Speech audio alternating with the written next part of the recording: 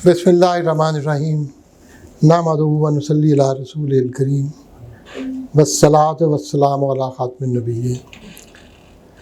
मैं चूँकि कह चुका हूँ कि ये जो इकबाल की किताब है ज़बूर अजम, आज भी इसका ज़िक्र हो रहा था वहाँ पे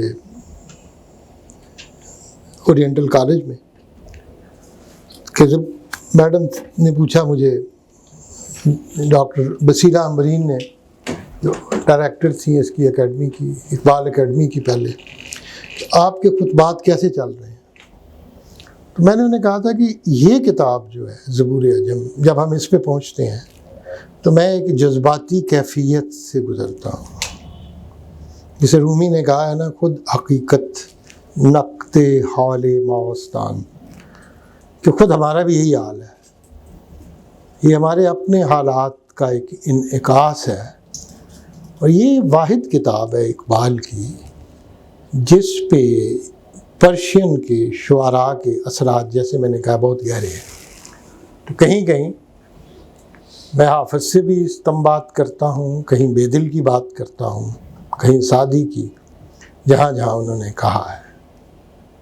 हाफ़िज़ को अगर आप लें तो हाफ़िज़ की जो सबसे खूबसूरत गज़ल मुझे लगती है वो ये है कि दूश दीदम के मलाओ एक दरे मई खौने ज़दंद गिले आदम बे सरिश्तंद बे फई मौने ज़दंद। दूश दीदम के मलाओ एक दरे मई खौने ज़दंद और गिले आदम बे सरिश्तंद बे फई मौने ज़दंद। दूश कल रात, दीदम मैंने देखा, कि मलाओ एक के फरिश्ते दरे मई खौने ज़दंद शराब खाने के दरवाजे को खटखटा रहे थे। फरिश्ते दूश दीदम के मलाओ एक दरे मई खौने ज़दंद, कि उसके मई खाने के दरवाजे को खटखटा रहे थे। कर क्या रहे थे? गिले आदम बे सरिश्तंद, आदम की मट्टी को, सरिश्तन होता है गूंदना, जैसे आटा गूंदते हैं, उसको गूंद रहे थे। वह पे पैमाने ज़दंद, और उसको पैमाने के अंदर डाल रहे थे। यानी रूहानी शराब जो है, इरफानियत, ये आदम की मट्टी के अंदर फरिश्ते जज़ब कर रहे थे। ये मैंने कल देखा। हाफ़िज़ फरमाते हैं कि साकनौन हरम सितरो इफ़ाफ़ मलूक अफ़ाफ़ मलकूत बामने राह नशीन बादई मस्तान ज़दंद। साकनान हरम सितरो इफ़ाफ़ मलकूत, और हरम के जो साकन हैं, रहने वाले, सितर छुपे हुए पर्दे में, साकनान हरम सितरो इफ़ाफ़ मलकूत, इफ़ाफ़ पाकीज़गी, इफ़त, साकनान हरम सितरो अफ़ाफ़ मलकूत। मलकूती होता है खूबी जिसका पाकीज़गी के साथ, फरिश्तगी के साथ, डिविनिटी के साथ ताल्लुक़ हो। और हरम के साकन पर्दे में बैठ के इफ़ाफ़ मलकूत और मलकूती खूबियों वाले लोग, बामने राह नशीन। राह नशीन का लफ्ज़ इकबाल ने हाफ़िज़ से लिया है और बड़ी खूबसूरती के साथ बड़ी अच्छी जगहों पे इस्तेमाल किया है। यहाँ एक जगह कहा है उन्होंने कि बाज़ जिंदा कुन तो अन रस्मी के अस तासीर वही। ये पहले मिसरे में थोड़ी सी, मैं हो सकता है अल्फाज बदल रहा हूँ,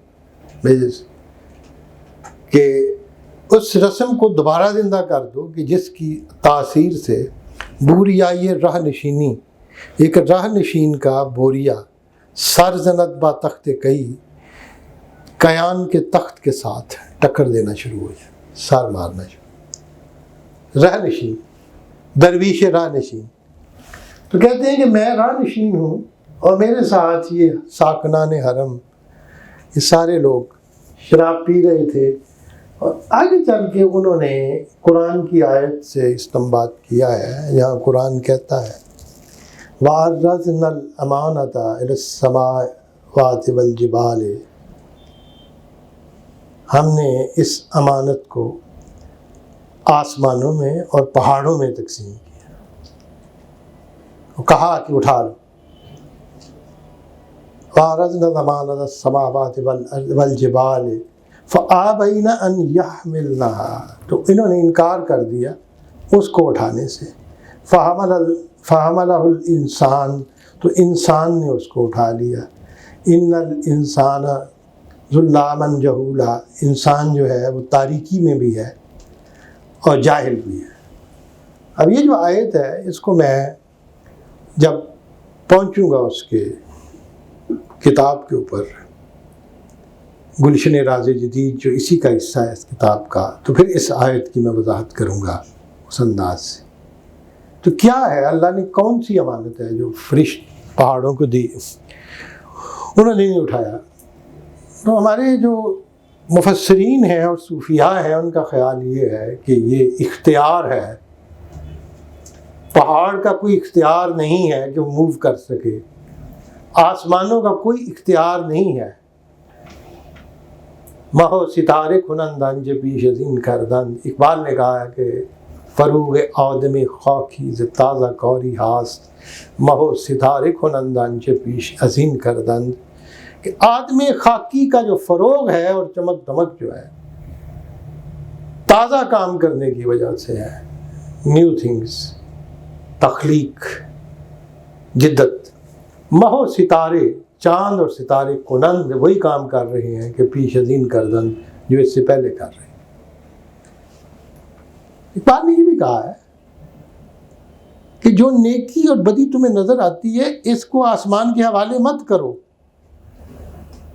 کہ آسمان سے تو ہزار بار بھی چارے درست، کہ آسمان تم سے ہزاروں دفعہ زیادہ، ہزار مرتبہ زیادہ بے چارہ ہے، اس میں تو کر کچھ نہیں سکتے۔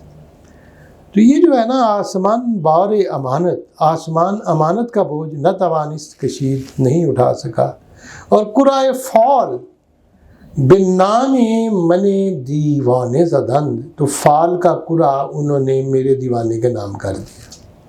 قرائے فال کیا ہوتا ہے؟ میں ہوں اور آپ ہیں، کنٹیسٹنٹ ہیں، ایسے 1 روپیہ پھینک دیں، آپ سے پوچھ لیں کہ جی چاند ستارے والا حصہ آپ کا ہے کہ دوسرا، جو حصہ ہوگا تو وہ آپ کا ہو جائے گا، قسمت۔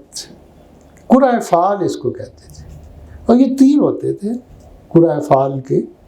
یہ جو ہبل بت تھا مکہ کے اندر، خانہ کعبہ کے اندر، اس کے آگے انہوں نے فال کے قرے رکھے ہوئے۔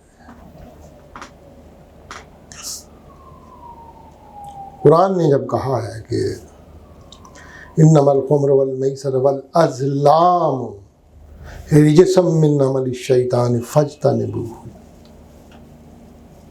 لعلکم تفلحون، اب کیا ہے، 3 چیزیں رجس کہی ہیں، شراب، جوا، میسر، والازلام، ازلام وہ قرے کے تیر تھے جن کو پھینکا جاتا ہے۔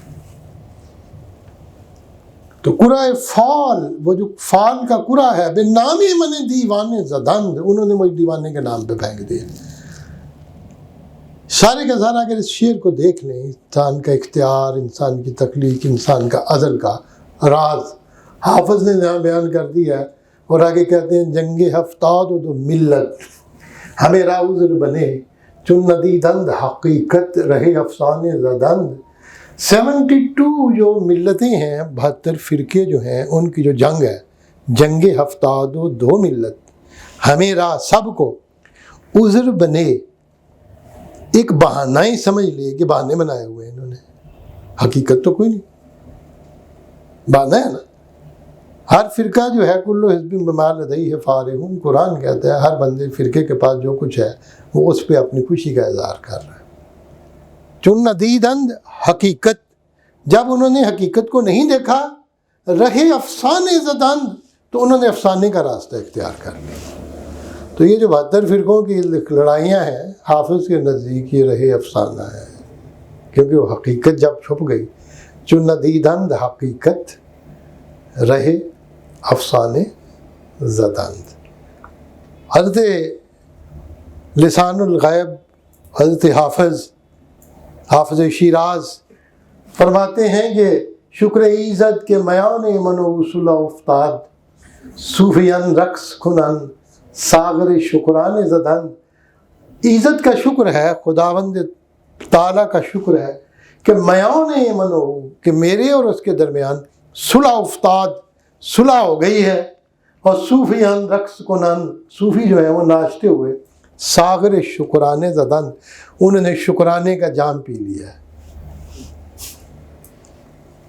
حضرت حافظ فرماتے ہیں کہ آتشان نیست از شعلہ یو خندد شمع، آتشان ہستی کے بر خرمن پروانے زدن، آتشان نیست وہ آگ نہیں ہے کہ از شعلہ یو کہ جس کے شعلے سے خندد شمع، شمع مسکراتی ہو، آتشان ہستی کے بر خرمن پروانے زدن، آگ تو وہ چیز ہے، آتش آن ہست کہ بر خرمن کھلیان کے اوپر، پروانے کے کھلیان پہ پھینک دی گئی ہے، پروانے کی ساری محنت اور سارا کھلیان جو ہے اس کو آگ سے جلا دیا گیا ہے۔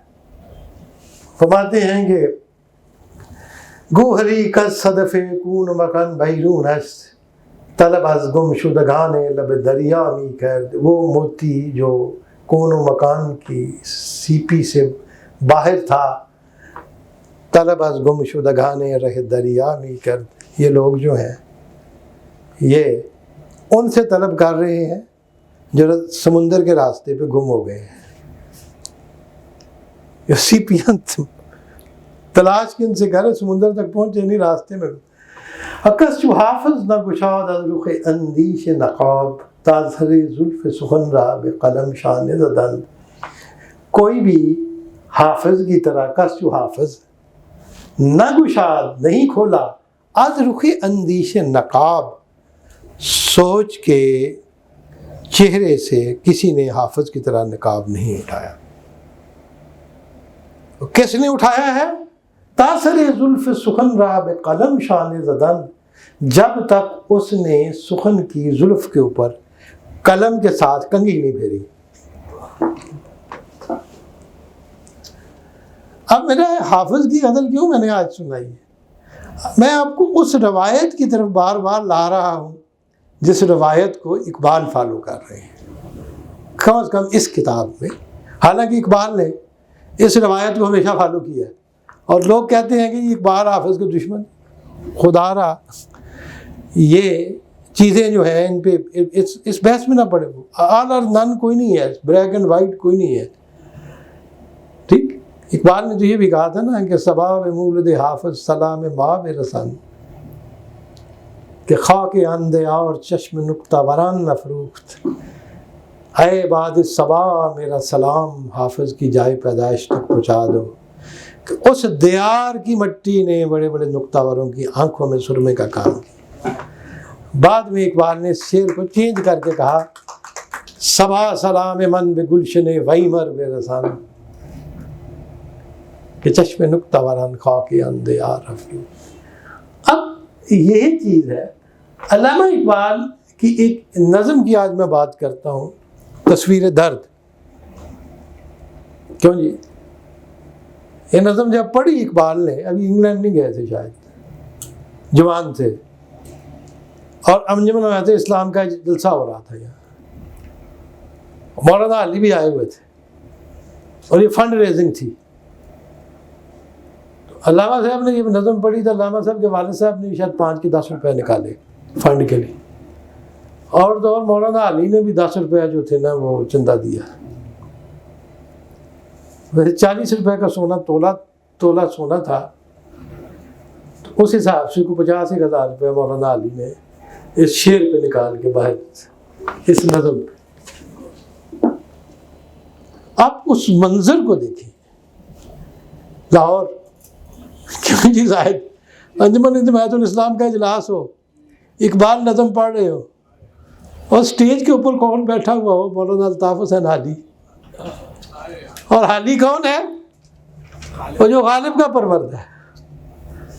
اب آپ ان روایت کو دیکھیں نا کہ ہم کس روایت کو یہاں تک لائے ہیں، اٹھا کے کھینچ کے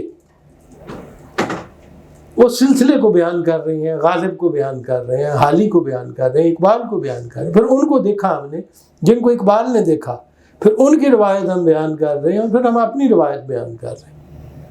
اب اس منظر کو دیکھیں کہ یہ کیا ایک ٹرانزیشنل فیز ہے جس سے ہم آگے چلتے ہیں، اور اس میں آپ نے 3 لوگوں کی تضمین کی ہے۔ تضمین پہلے شعر میں ہی رومی کے ربائی کو انہوں نے مد نظر رکھا ہے، درمیان میں بے دل کو تضمین کی ہے، آگے چل کے تضمین ہی نہیں کی، پورے شعر جو ہیں وہ بے دل کے شعروں کو اردو میں ترجمہ کر دیا ہے، اور اینڈ کے اوپر نظیری کے شعر کے اوپر ختم کر دیا ہے۔ اب آپ اندازہ کریں کہ اقبال جوان ہے، ابھی انگلستان نہیں گئے، وہ کس قدر فارسی میں ڈوبے ہوئے ہیں کہ ایک نظم میں رومی، بے دل اور پھر نظیری جھلکتے ہیں۔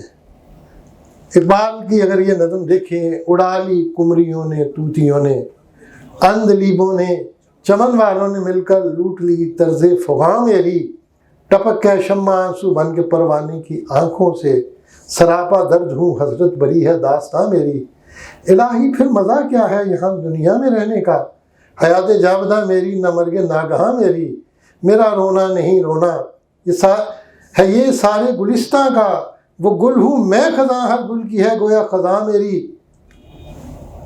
اور یہ کہتے کہتے کیا فرماتے ہیں، درین حسرت سرا عمری استفسون جرس دورم، جفید دل طبی دنہا خروش بی نفس دارم۔ یہ شعر کس کا ہے؟ بے دل کا، اور اوپر بھی بے دل جھلکتا ہے اور بعد میں بھی بے دل جھلکتا ہے۔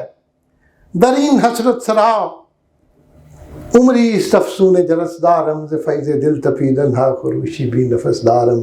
اس حسرت سرا میں، یہ گھر جہاں حیرت ہی حیرت ہے، درین حیرت سرا، یہاں پہ اقبال نے حسرت سرا کہا ہے۔ میرے پاس جو نسخہ ہے بے دل کا، یہاں حیرت سرا کہا ہے کہ اس حیرت کے کارخانے میں، اقبال نے کہا اس حسرت کے کارخانے۔ اقبال کے پاس جو نسخہ ہوگا، آپ کو پتہ ہے نا، 200-300 سال تک جب لکھا جائے مسلسل، وہ تو سین اور یہ میں کاتب غلطی کر دیتے ہیں،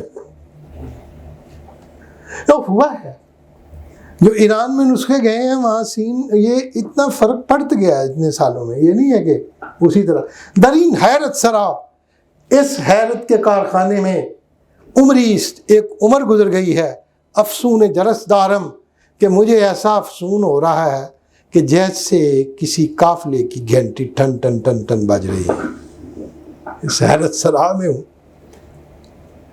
حیرت ہی حیرت ہے، ایسے لگتا ہے جیسے کسی قافلے کی گھنٹی بج رہی ہے، ز فیض دل تپی دنہا، اور دل کے تڑپنے کے فیض سے، خروشی بی نفس دارم، اور بغیر سانس لیے مجھ میں جوش و خروش آ رہا ہے۔ اب اتنی گہرائی ہے بے دل میں، اور اقبال نے تو 1937 میں 19 فروری میں ایک یہاں اجلاس ہوا تھا لاہور میں، YMC ہال میں، ایک ہندو تھے وہ صدارت کر رہے تھے، اور انجمن ادبی تھی شاید، اور اس کے سیکرٹری جو تھے میاں بشیر احمد تھے۔ میاں بشیر احمد نے غالب کے دن پہ، یوم غالب پہ، اقبال کا پیغام پڑھ کے سنایا، اور آغاز ہی اس سے ہوا تھا۔ گفتار اقبال پڑھ لیں کتاب، 207 صفحہ۔ اسی دن، اگلے دن، انقلاب جو رسالہ تھا مولوی غلام رسول میر کا، اس میں بھی یہ ساری تفصیل موجود ہے۔ اقبال نے کہا تھا پیغام میں، آج میں اپنا پیغام غالب کے موقع پہ کیا دوں، میں تو غالب کا پیغام آپ کو دیتا ہوں، اور غالب کا پیغام کیا ہے، فارسی بین تاب بینی نقشہ یہ رنگ رنگ، میرا فارسی کلام پڑھو اگر رنگا رنگ نقوش دیکھنے ہیں۔ کہنے والے، لکھنے والے، پیغام لکھنے والے اقبال ہیں، اور پڑھنے والے میاں بشیر احمد ہے۔ اقبال نے کہا ہے کہ غالب کے پڑھنے والوں کو 2 فیصلہ کرنا ہے۔ پہلی بات یہ ہے کہ شعر کے اعتبار سے غالب کس قدر بے دل سے متاثر ہے، اور دوسرا یہ فیصلہ کرنا ہے کہ کس قدر فلسفہ حیات جو ہے وہ غالب نے اقبال سے لیا ہے، اور ایک اور خط میں اقبال نے کہا ہے کہ شاید غالب بھی بے دل کے فلسفے کو نہیں سمجھ سکا۔ Very interesting phenomena. میں کیوں آپ کو یہ تاریخ کی طرف لے جا رہا ہوں کہ جب تک ہم اس تاریخ کو نہیں کھنگالیں گے، چمجگان بسمل پروازموں و سستی تاریخ ہمیں پر فشانی ہائی خشکی دسترس دارم، یہ اس کو میں نے ابھی ترجمہ کیا پوری کا، میں ایک کتاب لکھ رہا ہوں اقبال اور فارسی روایت، اس میں بے دل کے چیپٹر میں نے اس کا ترجمہ کیا اردو میں، اس غزل کا بھی، اور اس کا آگے بھی کیا ہے۔ اس حیرت کے مسافر خانے میں مجھ پر قافلے کی گھنٹی کا آواز کا افسون طاری ہے، میرے دل کے تڑپنے کے تکرار کے فیض سے سانس لیے بغیر بھی میرا جوش و خروش دید نہیں۔ یہ میں نے ترجمہ کیا ہے، میں نے کسی سے ترجمہ فارسی اشعار کا کسی سے ادھار نہیں لیتا، کیونکہ میں دیکھتا ہوں کہ کرنے والے اکثر کہیں نہ کہیں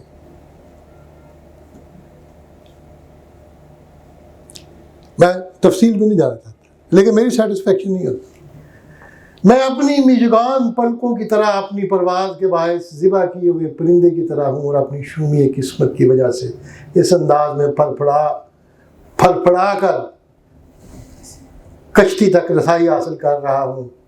اگر محبت کے صاف اور خالص جام میں کینہ جوئی کے راستے پر چلتے ہوئے کسی غیر کا غبار شامل ہو جائے تو میرے لیے یہی سزا ہونی چاہیے کہ میں دوست پر قربان ہو کر اس کے راستے کا گرد و غبار بن جاؤں۔ اب یہ تھے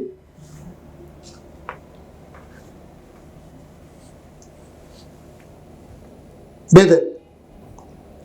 اب تھوڑا سا میں آگے آؤں، میں پھر اسی کی غزل کو پھر لے آؤں گا کسی وقت نظیری کا جہاں آئے گا اس کی ذکر میں، لیکن ہوا یہ ہے کہ میں اگلے اشعار کو مس کر دیا ہے کہ جس میں کمپلیٹلی بے دل کے اشعار کو اقبال نے لفظ بلفظ ترجمہ کر دیا ہے۔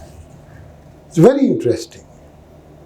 تصویر درد میں، تصویر درد میں اقبال کے اندر رومی بھی بول رہا تھا، بے دل بھی بول رہا تھا، اور نظیری بھی، حضرت نظیری بھی۔ رومی کی بات تو میں نہیں کرتا، لیکن بے دل تو دل ہی میں دفن ہے نا، اور نظیری انڈیا کے صوبہ گجرات کی بندرگاہ سورت میں دفن ہے۔ میں کسی ایرانی فارسی کی بات ہی نہیں کر رہا، کیوں جی، بات تو چل کے پھر ہمارے گھر میں آ جاتی ہے، کبھی دلی کی بات ہے، کبھی گجرات کی، کبھی لاہور کی۔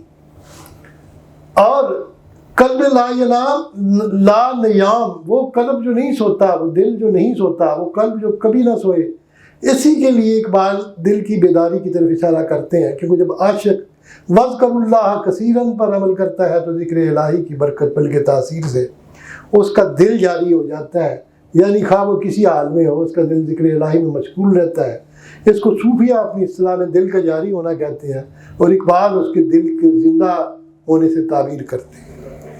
میں نے ایسے بزرگ دیکھے ہیں جن کا دل ذکر کر رہا ہوتا ہے، اللہ اللہ اللہ، خاموش ہوتے ہیں۔ یہ قلب لا ینام، قلب جہاں اس کو نیند ہی نہیں آتی، وذکر اللہ، قلب لا نیام، جس میں آگے چل کے کہتے ہیں دل مردہ دل نہیں ہے، اسے زندہ کر دوبارہ، کہ یہی ہے امتوں کے مرض کہن کا چارہ۔ اسی دل کو، دل زندہ کو قلب لا نیام کہتے ہیں، یعنی عاشق کا دل ہر وقت ذکر میں مشغول رہتا ہے، سوتے بھی جاگتے بھی۔ ذکر سے مراد یاد بھی ہے اور توجہ بھی، ذکر سے مراد یاد بھی ہے، اور یہ میں نے پچھلی دفعہ بھی کہا تھا، چشتی جو ہے وہ یاد اونچی اونچی کرتے ہیں، نقش بندی توجہ دے کے خاموشی سے۔ اپنا اپنا اسلوب ہے نا صوفیہ کا، کوئی اظہار کرتا ہے اونچی، کوئی دل میں رکھتا ہے۔ آئے فرماتے ہیں کہ مراد اور توجہ بھی، رابطہ اور دھیان بھی ادنا درجے میں اس کا تجربہ عشق مجازی میں بھی ہو سکتا ہے، جبکہ کسی کو کسی سے محبت ہو جاتی ہے تو وہ شخص کسی کام میں مشغول نظر آتا ہے، مگر اس کا دل اسی کی طرف متوجہ ہو جاتا ہے، بس اسی کو ذکر کہتے ہیں۔ ذکر یہ ہے کہ آپ کوئی بھی کام کریں، آپ کی توجہ، آپ کی یاد جو ہے وہ اللہ کی طرف ہو۔ جب اللہ کی طرف آپ کی توجہ ہوگی تو پھر جب آپ کوئی بھی کام کریں گے پھر غلط نہیں کریں گے، جب وہ دیکھ رہا ہے ٹھیک ہے، یہ صفائی جسے کہتے ہیں۔ آج صلی اللہ علیہ وسلم اور آپ کے غلاموں کی زندگی کے مطالعے سے یہ حقیقت واضح ہو سکتی ہے کہ ہر حال میں دل بیار و دست بیکار، کہ دل لاؤ اور ہاتھ جو ہے اس کو بو دو اور کام پہ رکھو، کہ اصول پر عمل کرتے پیرا رہتے تھے، اسی لیے وہ اطمینان قلب کی دولت سے مالا مال تھے۔ جب تک علم، عقل، عشق سے روشنی اور ہدایت حاصل نہ کرے اس وقت تک اس کی حیثیت تماشا خانہ افکار سے زیادہ نہیں ہوتی۔ جب تک علم یعنی عقل عشق کے تابع نہ ہو اس وقت تک اس میں انسان کو فائدہ پہنچانے کی صلاحیت پیدا نہیں ہوتی۔ عقل جو ہے بیکار ہو جاتی ہے جب تک اس کے اوپر عشق کا سایہ نہ ہو اور عشق کا کنٹرول نہ ہو۔ اقبال نے عقل کو تماشا خانہ افکار اور بت کدہ تصورات کہا ہے۔ عقل و دل و نگاہ کا مرشد اولی ہے عشق، عشق نہ ہو تو شرع و دین۔ بت کدہ شریعت اور دین، اگر عشق نہیں تو کیا ہے؟ تصورات کا بت کدہ، شرع اور دین۔ اگر عشق نہیں ہے تو پھر کیا ہے؟ تصورات کا بت، یہ بت کدہ، بت کدہ ہے۔ اقبال نے کہا بت کدہ صفات کا ہے، میری نوائے شوق سے شور حریم ذات غلغلہ یا علامہ بت کدہ صفات۔ یہاں بت کدہ تصورات کا، ٹھیک۔ اور میں نے پہلے دن سے پڑھا رہا ہوں، 10 سال ہو گئے ہیں، زاہد اس کا گواہ ہے۔ جب خطبہ دیا تھا اقبال اور توحید کا جس سے جاوید اقبال کے سامنے، تو میں نے کہا تھا کہ بت نظر بھی آتے ہیں نہیں بھی آتے، یہ ضروری نہیں کہ بت ویزیبل ہوں، جسے اقبال نے بتانے وہم و گما بھی کہا ہے نا، ٹھیک، انویزیبل۔ یہ ضروری نہیں کہ بت سامنے ہو نظر آئے تو اس کو سجدہ کرے تو مشرک ہو، اس بت کو بھی سجدہ کر لے جو بت نظر نہیں آتا وہ بھی مشرک ہو جاتا ہے۔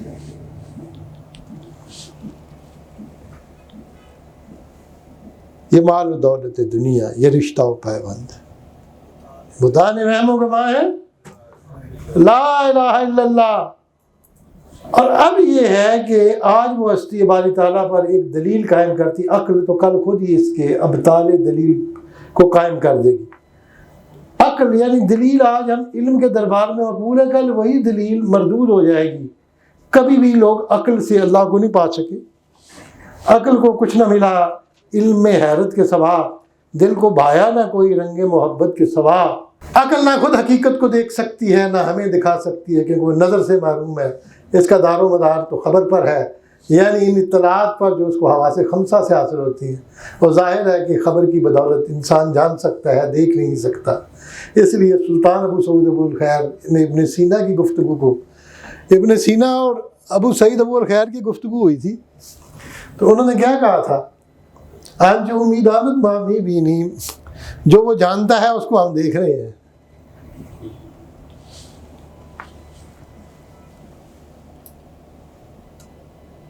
جو دیکھ سکے حقیقت کو وہی کامیاب ہے، جس تک حقیقت کی خبر پہنچے وہ دیکھ نہ سکے۔ اندھے ہیں نا جن کو نظر نہیں آتا۔ اب بصیرت بھی نظر کے ساتھ ہے، علاج ضعف یقین سے ہو نہیں سکتا، غریب اگرچہ ہے راضی کے نکتہ ہائی ہے دقیق۔ فخر رازی نے بھی بڑے نکات بیان عقل کے۔ اقبال کہتے ہیں کہ بے وقوف ہے جو عقل کو کہ پلڑے پہ اسلام کو تولے یا خدا کو تولے، اور جو ترتیب قرآن کی ہم تک پہنچی ہے حضرت عثمان غنی رضی اللہ تعالیٰ عنہ کے زمانے سے، اس کے آغاز میں سورہ بقرہ میں الذین یؤمنون بالغیب،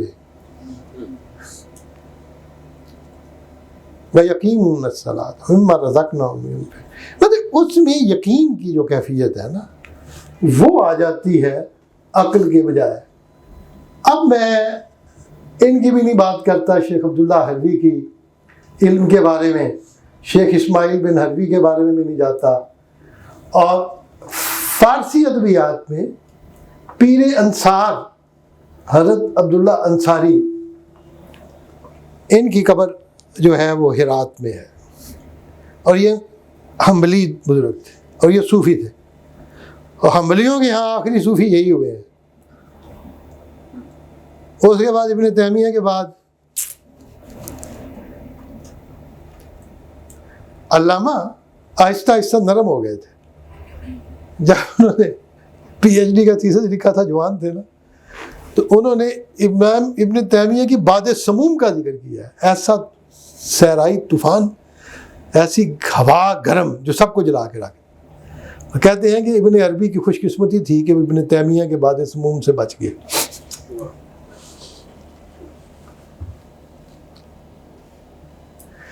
آج میرا جی چاہتا ہے کہ میں اور فلسفے میں جاؤں، گم ہو جاؤں۔ شیخ جو تھے ابو ایوب انصاری رضی اللہ تعالیٰ عنہ کی اولاد میں سے تھے، اور یہ جو ہے ان کی قبر ہے ہرات میں، اور ان کی وفات جو ہے 4 مئی 1006 میں پیدا ہوئے ہیں، اور 1089 میں، یعنی 1000 سال پہلے کے بزرگ ہیں۔ انہوں نے عقل اور اس کو کھول کے رکھ دیا ہے، اس کی ساری باز گشت جو ہے، ان کی پرشین بکس ہیں، ان کی عربک بکس ہیں، اور علم عشق یا عقل و عشق کا مکالمہ اقبال کے ہاں بڑی اہمیت کا حامل ہے، جس کا ان کے فلسفہ زندگی سے گہرا تعلق ہے۔ فارسی ادبیات میں پیر انصار شیخ عبداللہ انصاری نے، یہ جو شیخ ہرات ہیں، انہوں نے بھی عشق اور عقل کا مکالمہ لکھا ہے۔ اقبال نے اپنے عشق اور عقل کا جو مکالمہ ہے وہ شیخ عبداللہ انصاری حلوی سے لیا ہے۔ خدا کے لیے یہ کبھی بھی یہ نہ کہیں کہ اقبال جو تھے وہ خود ہی خود آ گئے تھے دنیا میں، وہ تو اس آئے اللہ کی طرف سے ہے، لیکن وہ پوری روایت کو لے کے آئے ہیں۔ آج جو بحث چلی ہوئی ہے، میں تو ساری کی ساری وہی باتیں کر رہا ہوں نا، کہ اقبال تو اس بوجھ کو جو ان کے اوپر لاد دیا گیا ہے تاریخ کی وجہ سے اور ہسٹری کی وجہ سے، اور سارے کا سارا فارسی شاعری کا، فارسی بزرگوں کا، ان کی نثر کا، ان کی نظم کا، اور یہ اقبال کا مصدر الہام ہے۔ صاف پتہ چلتا ہے کہ اقبال نے نہ صرف پیر انصار کے طرز استدلال بلکہ ان کے طرز بیان سے بھی گہرا تاثر قبول کیا ہے، خصوصاً ضرب کریم میں علم و عشق کا جو ہے، علم نے مجھ سے کہا عشق ہے، دیوانہ پن عشق نے مجھ سے کہا علم ہے تخمین و ظن۔ تخمینے کیا ہوتے ہیں؟ کیوں سر بجٹ سے پہلے شروع ہو جاتے ہیں نا؟ اور ہمارا تخمینہ کیا ہوتا ہے؟ میں ایک دفعہ انکم ٹیکس کے کمشنر کے دفتر بیٹھا ہوا تھا پنڈی میں، بڑی پرانی بات ہے، لیفٹنٹ کرنل ہوں گا یا کرنل ہوں گا، تو اس کے پاس پی اے آیا، تو پی اے کہتا ہے کہ ابھی ہمیں ایک میسج آیا ہے کہ فوری طور پہ جواب دیں کہ پنڈی میں کتنی دکانیں ہیں، ان کا کرایہ 10,000 سے 5 سے 10,000 ہے، کتنی کا 10 سے 50 ہے، کتنی کا 50 سے 1 لاکھ۔ انہوں نے کہا لکھ بھائی 223 دکانیں ہیں جن کا کرایہ 50,000 سے 1 لاکھ، 971 دکانیں ہیں جن کا اتنا ہے، اور 2400 اتنی۔ تو میں بڑا آشش کر اٹھا، میں نے کہا آپ کی اتنی کوئک انفارمیشن اور اتنی آپ کی یادداشت، نہ کوئی کتاب پڑھی نہ کوئی انفارمیشن، تو میں کہ آپ کو پتہ کیسے چلا؟ کہتے اٹکل پچو لگایا ہے، کہتے کل بجٹ بننا ہے، تو انہوں نے پوچھا ہے تو انہوں نے اس کے مطابق بجٹ بنانا ہے۔ اچھا یہ ہے آپ کے تخمینے جن پہ آپ کا بجٹ بنتا ہے، جو جھوٹ منہ دے آیا۔ زن، گمان، عشق نے مجھ سے کہا علم ہے تخمین و زن، یہ سارے تخمینے ہیں، یہ سارا گمان ہے، بندہ ہے تخمین و زن کرم کتابی نہ ون، عشق سراپا حضور علم سراپا حجاب، عشق کی گرمی سے ہے مارکہ کائنات، علم مقام صفات، عشق تماشائے ذات، عشق سکون و ثبات، عشق حیات و ممات، علم ہے پیدا سوال، عشق ہے پنہاں جواب، عشق کے ہیں معجزات، سلطنت و فقر و دین، عشق کے ادنا غلام صاحب تاج و نگین، عشق مکان و مکین، عشق زمان و زمین، عشق سراپا یقین اور یقین فتح باب، شرع محبت میں ہے عشرت منزل حرام، شورش طوفان حلال، لذت ساحل حرام، عشق پہ بجلی حلال، عشق پہ حاصل حرام، علم ہے ابن الکتاب، عشق ہے ام الکتاب۔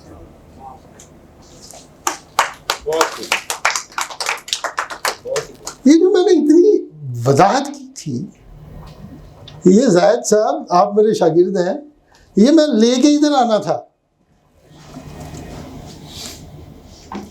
حافظ سے لے کے اب تک، ٹھیک۔ اور یہ چیز اقبال نے ابو سعید ابو الخیر اور کے علاوہ حضرت عبداللہ انصاری حروی سے انہوں نے لی ہے، شیخ اسماعیل عبداللہ حروی انصاری یا پیر ہرات سے لی ہے، اور پیر ہرات نے کیا کہا ہے اب آپ کو پتہ چلے گا اقبال کے خیالات کہاں سے آئے۔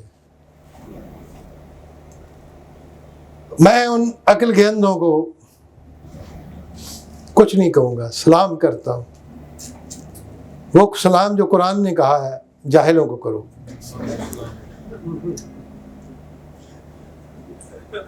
کہ کسی پختہ کا حال جاہل آدمی نہیں سمجھ سکتا، وقول سلامن سلاما، دور سے سلام کرو، درد یابد حال پختہ ہیچ خام پس سخن کوتاہ باید والسلام، کسی پختہ کی بات کو خام نہیں سمجھ سکتا، دور سے سلام کریں اور گزر جائیں۔ یہ حال رومی نے کہا۔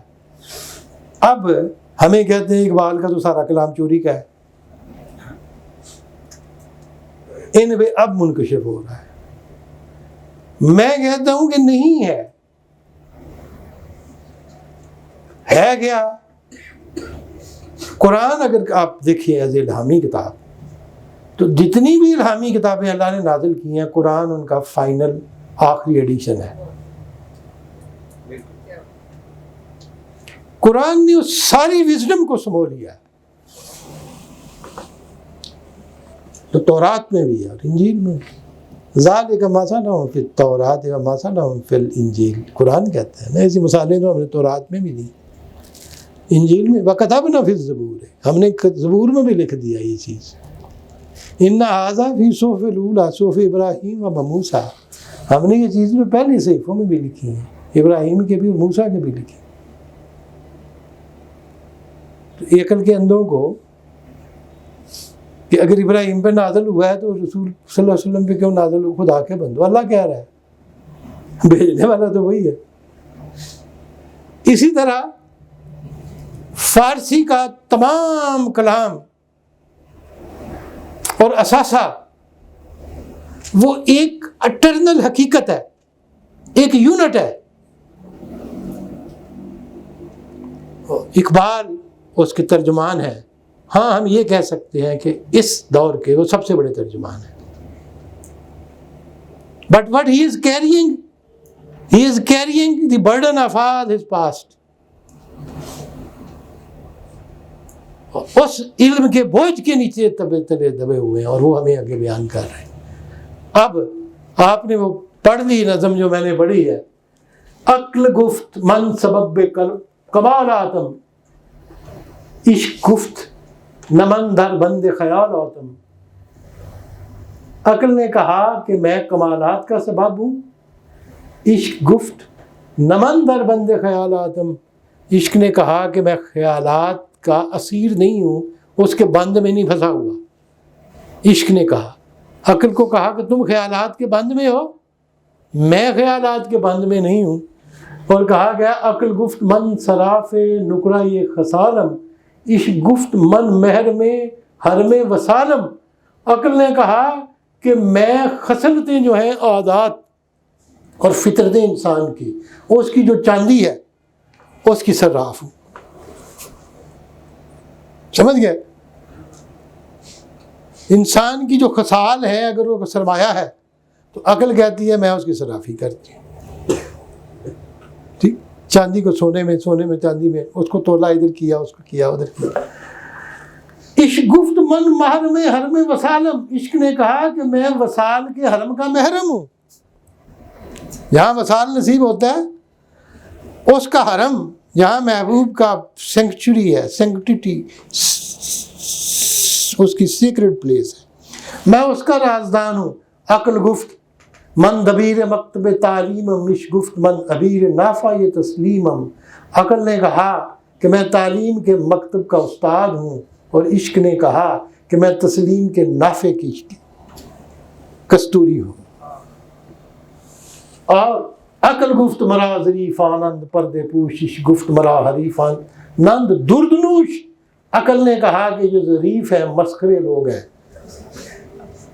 یہ میری پردہ پوشی کرتے ہیں، بانڈ جڑے ہیں. عقل نے کہا میری پردہ پوشی کرتے ہیں. عشق نے کہا کہ میرے حریف کون ہیں؟ حریف کا مطلب دشمن نہیں ہے، حرفہ. میرے وہ حرفہ مطلب ہوتا ہے پروفیشن، صنعت و حرفت.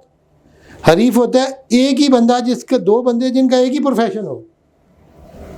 ڈاکٹر کا حریف ڈاکٹر ہے، وکیل کا حریف وکیل ہے، مولوی کا حریف مولوی ہے. اب اس سے شریکہ بن جاتا ہے، تو اس لیے لوگ کہتے ہیں عشق گفت مرا حریف آنند دردنوش. اس نے کہا کہ میرے حریف کون ہے؟ جو دردنوش ہے، جو شراب کی بچی ہوئی تلچھٹ کو پیتے ہیں. اور عقل گفت من سکندر آگاہم، عشق گفت من کلندر درگاہم. عشق نے کہا میں آگاہی کا سکندر ہوں. عقل نے کہا میں آگاہی کا یعنی سوجھ بوجھ کا سکندر ہوں. عشق نے کہا میں اس کی درگاہ کا کلندر ہوں. اور عقل گفت من تقوی بے کار دارم، عشق گفت من بے دعویٰ چکار دارم. عقل نے کہا کہ میرے کام تقوی آتا ہے، عشق نے کہا مجھے دعوے کے ساتھ کیا کام ہے. دعوے تو کر دے نا، میں بڑا بڑا مولوی ہوں. عشق نے کہا میں نے دعویٰ ہی نہیں کیتا. اور عقل گفت من آئینہ مشورت بالغم، عشق گفت من سود و زیان فارغم. عقل نے کہا میں غم کے وقت مشورہ جو دیتا ہوں مشورے کا آئینہ ہوں. اور عشق نے کہا کہ میں سود و زیان سے فارغ ہوں. سود و زیان، نفع نقصان سے فارغ ہوں. عقل گفت من رقیب انسانم، عشق گفت من نقیب احسانم. عقل نے کہا کہ میں انسان کا رقیب ہوں. عشق نے کہا کہ میں احسان کی رقیب ہوں، احسان کے ساتھ ساتھ چلتی ہوں. اور عقل گفت من گشایندہ فہمم، عشق گفت من دانیدہ رنگ وہمم، من زدانیدہ رنگ وہمم. عقل نے کہا کہ من گشایندہ فہمم، میں سوچ کو کھول دیتی ہوں. اور عشق نے کہا کہ میں وہم کی زنگ کو زدائندہ ہوں، یعنی اس کو میں صاف کر دیتی ہوں.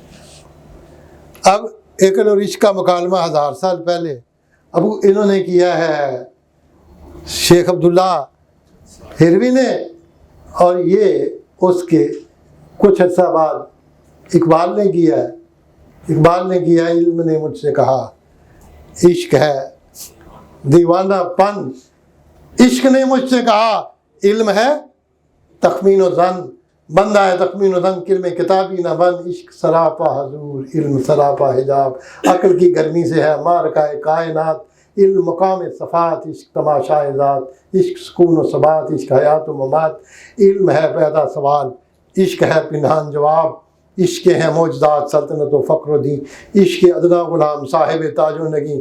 عشق مکان و مکین، عشق زیان و عشق زمان و زمین. عشق سراپا یقین و یقین فتح باب. شرع محبت میں ہے عشرت منزل حرام، شورش طوفاں حلال، لذت ساحل حرام. عشق پہ بجلی حلال، عشق پہ حاصل حرام. علم ہے ابن الکتاب، عشق ہے ام الکتاب، یہ بابا جی جو 1000 سال پہلے ہوئے ہیں،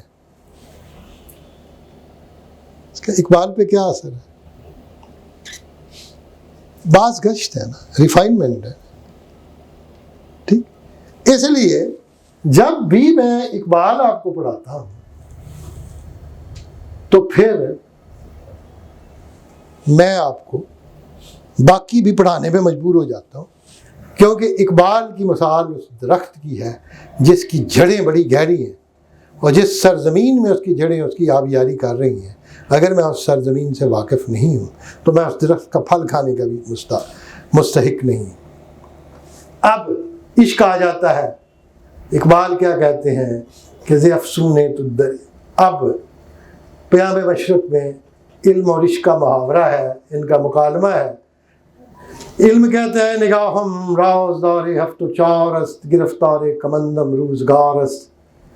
علم کہتا ہے میری نگاہ ساتوں ولایتوں، ساری کائنات اور چاروں عناصر، آگ پانی مٹی ہوا، یعنی زمین و آسمان دونوں کی رازدار ہے. زمانہ میرے پھندے میں پھنسا ہوا ہے، جہان بینم بین سو باز کردن مرابان سو یہ گردن کے کا. اب میں نے یہ پڑھایا ہوا ہے، میں پھر بھی آپ کو پڑھا سکتا ہوں، لیکن میں نے آج آپ کو کیوں یہ چیزیں کھولی ہیں کہ یہ چیزیں اگلی جب ہم پہنچیں گے مرحلے پہ یہ چیزیں اور زیادہ ضروری ہو جائیں گی. اور یہ بھی میں نے شاید آپ کو یہ پڑھایا ہے پچھلی دفعہ، اور اس کے بعد میرا خیال ہے کہ یہ میں نے یہ بھی پڑھا دی تھی آپ کو، گناہ گارم غیورم مذہبی خدمت نمیگیرم ازن داؤ غم کے بر تقدیر بستند تقصیرم.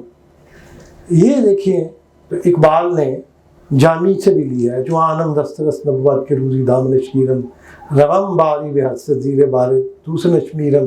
صاحب کہتے ہیں آزان چون زلف ماتم دید گن جوری زنجیرم کہ چون برگ خدان دیدس روز دست تدبیرم.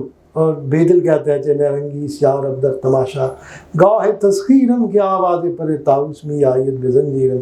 کہتے ہیں چنے رنگ سیار اب در تماشا گاہ تسخیرم، اس تسخیر کی تماشا گاہ میں جہاں ہم چیزوں کو مسخر کرتے ہیں کیا کیا نارنگیاں ہیں کہ آواز پر تاؤس می آیت بے زنجیرم، کہ میں جب زنجیر مجھے پہنا دی جاتی ہے تو اس زنجیر سے بھی طاؤس کے پروں کی آواز آنا شروع ہو جاتی ہے. اقبال کہتے ہیں بے دل سے تو بڑھ کے آئی. بڑا خوبصورت مضمون ہے، اگلے دن میں پڑھ رہا تھا ان کا، مرزا منور نے ایک لکھا تھا ایک کتاب جو فارسی میں بھی ترجمہ کی ہے انہوں نے، پروفیسر شہین نے تہران سے. وہ میرے ہاتھ چڑھی ہوئی تھی وہ کتاب پرسوں، اس میں بے دل پہ چیپٹر ہے بڑا خوبصورت، وہ بھی پڑھنے والا. ہاں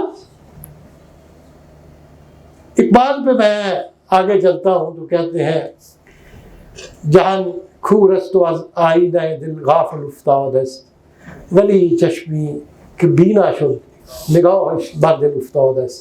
جہان اندھا ہے،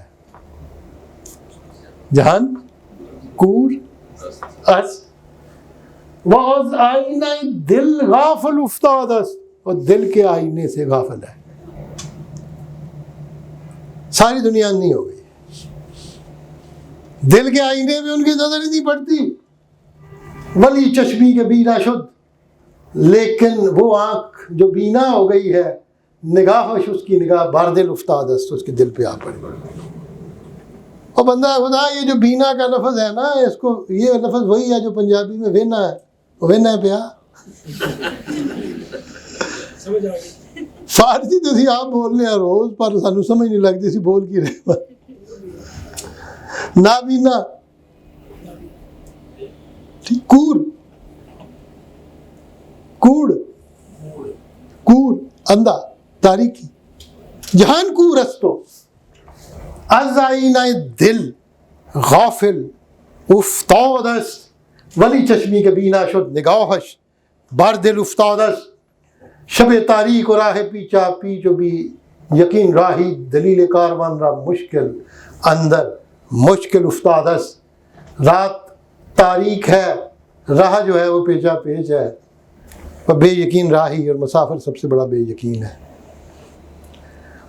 میری رات رستے گھومن گھیریاں چلنے والا مسافر بے یقین. تو کیا ہے دلیل کاروان رہا, کاروان کی دلیل کو مشکل اندر مشکل افتاد ہے. دلیل کیا ہوتی ہے؟ وہ کاروان کو جانے کے لیے جو چاہیے ہے کوئی پرنٹ, کوئی نقشہ, کوئی میپ آگے, وہ دلیل ہے نا. یہ تو مشکل آ پڑی ہے, دلیل آئی.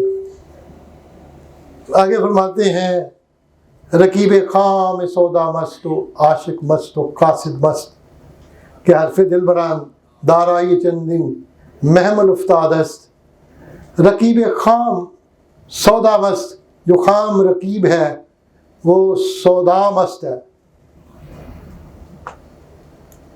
یا سودا مست. وہ عاشق مست و قاصد مست, عاشق بھی مست ہے, قاصد بھی مست ہے. رکیب خام جو ہے وہ پاگل پن میں مست ہے, سودا ہے نا. رکیب کس کو کہتے ہیں؟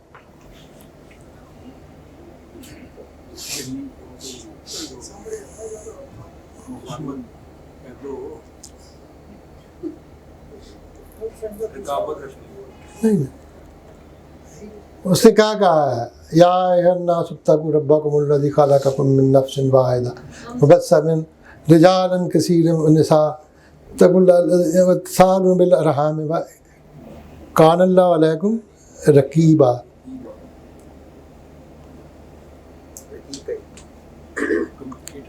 رکب کیا ہوتا ہے؟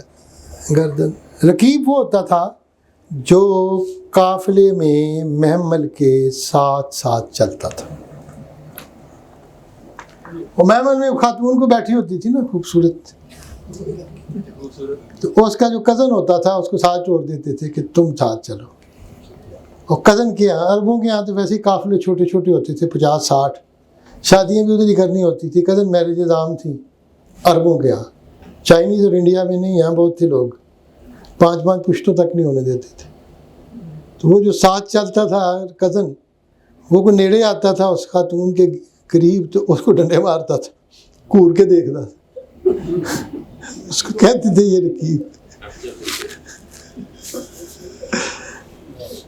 ان اللہ کان علیکم رقیبا, اللہ بھی تمہارے ساتھ ساتھ چلتے ہیں, واچ کر رہا ہے تمہیں. سبحان اللہ. رقیب خام, وہ جو خام رقیب ہے, سودا مست, وہ بھی پاگل پن میں مست ہے, غصے میں ہے. اور عاشق مست, قاصد مست, وہ جو پیغام لے کے آتا ہے قاصد, وہ بھی مست ہوا ہے کہ حرف دل بران دار آئیے چندن محمل افتاد است, کہ دل بروں کا حرف جو ہے دارائیے چندن محمل افتاد است, ان محمل کے دارا جو ہے رکھنے والے ان سب کے اوپر آ پڑا ہے.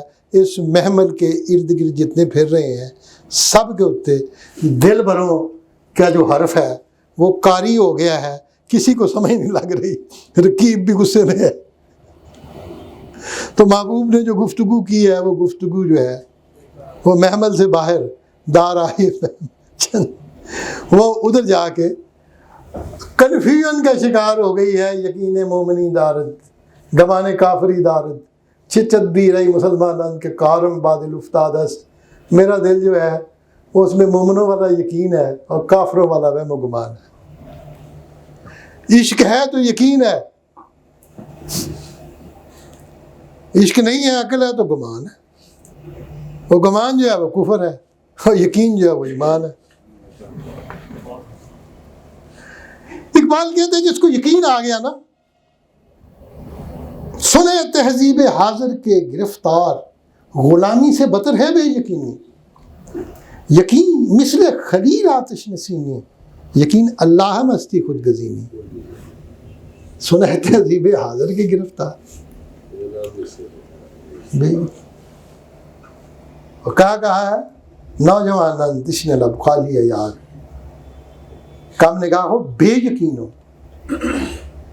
نوجوان تشن خالی ہے, اور کیا کہا ہے کہ کم نگاہ ہو بے یقین ہو بے روشن دماغ، نوجوان تشنہ لب خالی یاغ، نوجوان ہونٹ سکے ہیں، پیالے خالی ہیں، کم نگاہ بھی ہے نہیں کوئی، شارٹ وینس، بے یقین، روشن دماغ بجلی چل رہی ہے۔ یہ پیر کلیسا کی کرامت ہے کہ اس نے بجلی کے چراغوں سے منور کیے افکار۔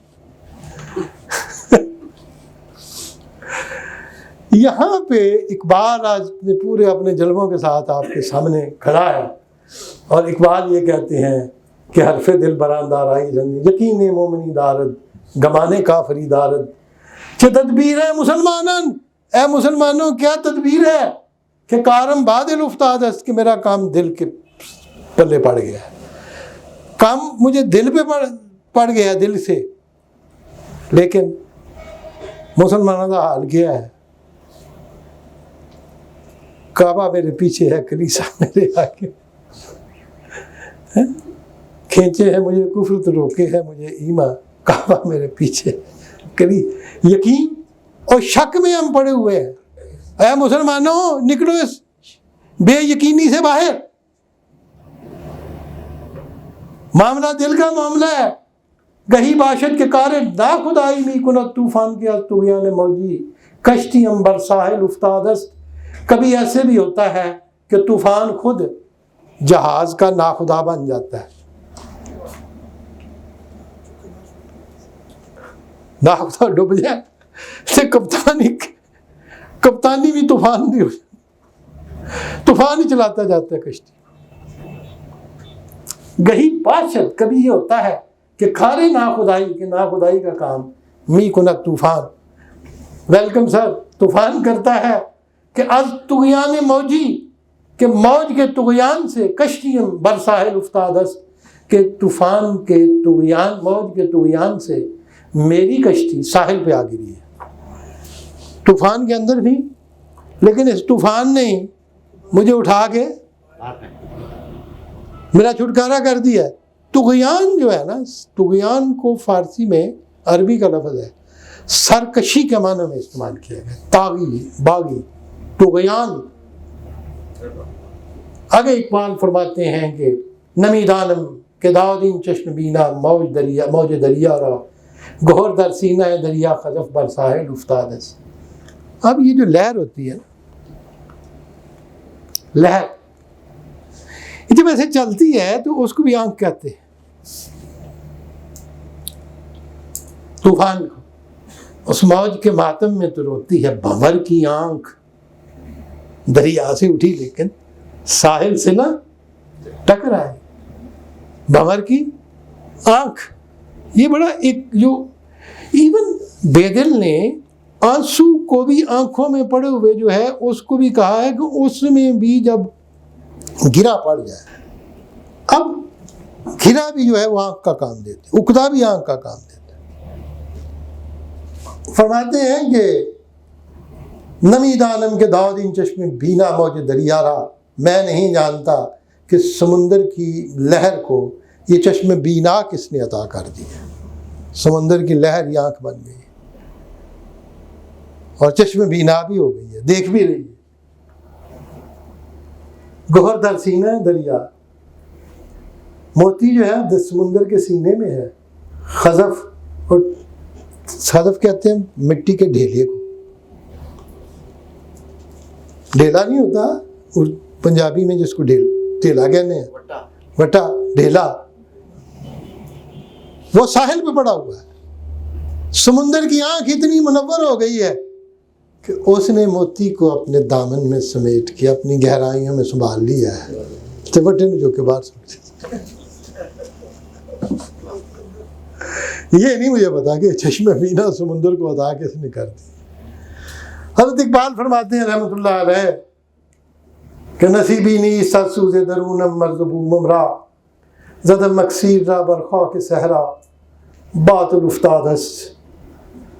میرے اندر کا جو سوز ہے، سوز درونم، میرے اندر تو آگ لگی ہوئی ہے، لیکن میرے جو اندر کا سوز ہے، مرز کہتے ہیں بارڈر کو اور بھوم کہتے ہیں زمین کو، اور بھوم وہی لفظ ہے جو پنجابی میں پوئیں، میم تو وہاں پہ بدل دیا، تو بے نو پہ تو بدل دیا پوئیں. بوم، مرز و بوم، بارڈر اینڈ لینڈ. تو مرز و بوم کا مطلب ہے میرا کنٹری جس کی لمٹس بھی پتہ ہے اور جس کی سطح کا بھی مجھے پتہ ہے. جس انڈیا میں میں رہتا ہوں اس کو نصیب نہیں ہے میرے اندر کا سوز، ان کی قسمت میں نے لکھا نصیبی نیست آج سوز درونم مرز و بوم امرا، میری مٹی کو، میری سرزمین کو، میرے سوز درون سے اللہ تعالیٰ نے نصیب عطا نہیں کیا، یا نصیب کا ان کو ہمت ہی نہیں. زدم اکسیر ربر خاک، میرے پاس تو کیمیا ہے، اکسیر ہے، میں نے اس کو مٹی پہ ڈال دیا ہے. اس اکسیر کے قابل ہی نہیں ہے. جو میں شعر کہہ رہا ہوں ایسا لگتا ہے جیسے اس مٹی میں جذب ہو رہے ہیں. برخا کے صحرا باطل افتاد است، اور صحرا کی مٹی کے اوپر میرا اکسیر ضائع ہو رہا ہے، باطل ہو رہا ہے.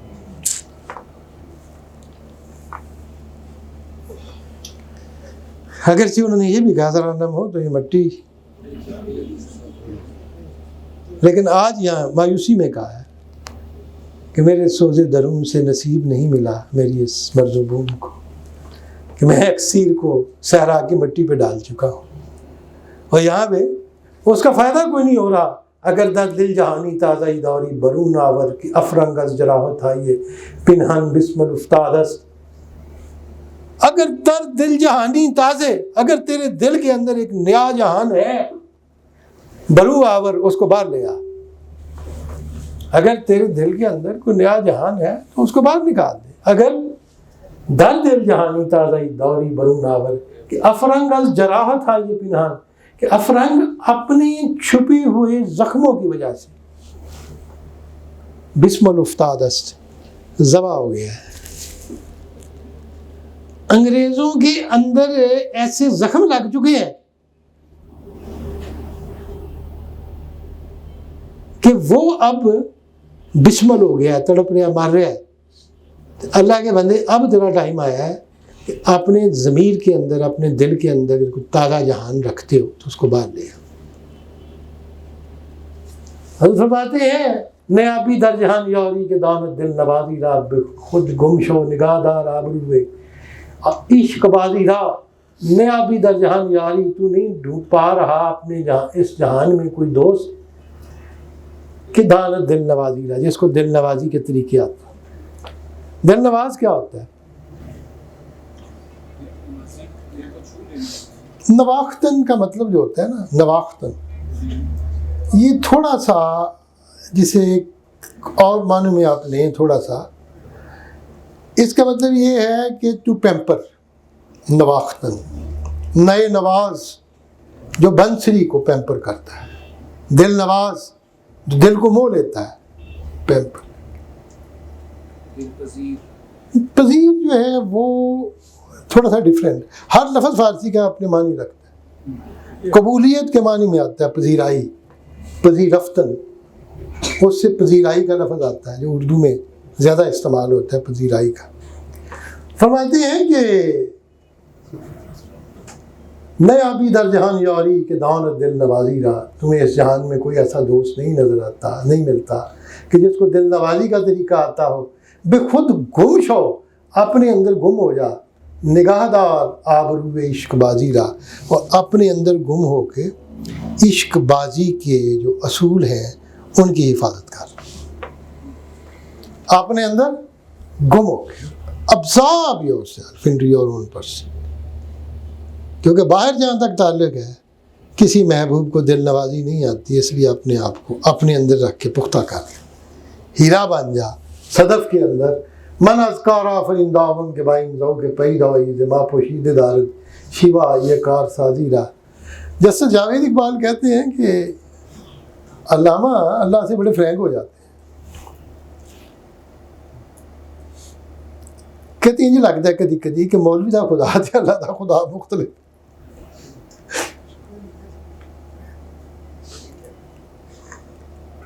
ٹھیک اب ہے اس بات پہ کہتے ہیں اقبال کار آفرین، کام کو پیدا کرنے والا، کار ساز کیا ہوتا ہے؟ جو کام بنائے، کار آفرین جو کام پیدا کرے، من از کار آفرین میں کام کے بنانے والے سے داغدار ہوں، زخمی ہوں، کہ بائی ذوق پیدائی کہ میرے اندر اتنا ذوق پیدائی ہے۔ پیدائی کیا ہے؟ ظاہر ہونا۔ مجھ میں اللہ نے یہی ذوق رکھا ہوا ہے کہ میں اپنے آپ کو ظاہر کروں، لیکن اللہ پہ مجھے گلا ہے، اللہ تعالیٰ نے مجھے زخمی کر دیا ہے۔ زما پوشید دار شیوا یہ کارسازی رہا، کیونکہ وہ کارسازی کے جو شیوے ہیں، خوبیاں ہیں، اس نے اللہ نے ہم سے چھپا رکھی ہیں۔